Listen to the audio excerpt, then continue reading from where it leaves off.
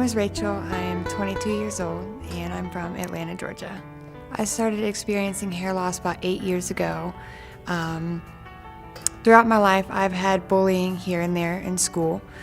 And in high school, I went through a couple of really bad abusive relationships. And that's when it really started becoming like traumatic, for me going through that. And that's when I started noticing, a lot more hair in the shower and in my hairbrush, and it was just like falling out. But since I was a kid, I've had an anxiety disorder. As I've gotten older, it's gotten worse.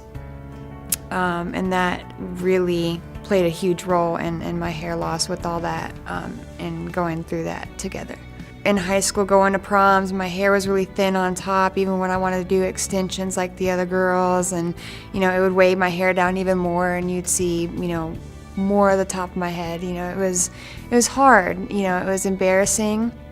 A lot of the times I would try to cover it with a hat or cover it with just the way I would style it, or try to make it more volumized on the top to where you couldn't notice it, but it started to get to the point where I couldn't hide it anymore, and so that's when I started to wear hats. But my self-esteem definitely went down just because it was hard. A woman, her hair is her accessory.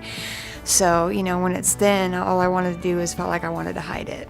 I did go to a doctor to talk about, kind of a hormone imbalance thing with some medications that I was on, and we tried a couple of different medications to see if it would help, but it still continued to fall out.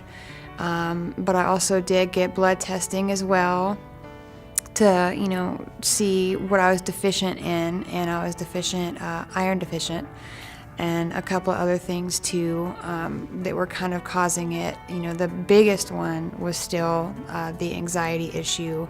A lot of doctors said that medication could help me to not be anxious anymore, to see if the hair would start to grow back and stuff like that with that, but I didn't want to get on medication. I wanted to beat this anxiety myself, and I didn't want to use any more medications than I already had.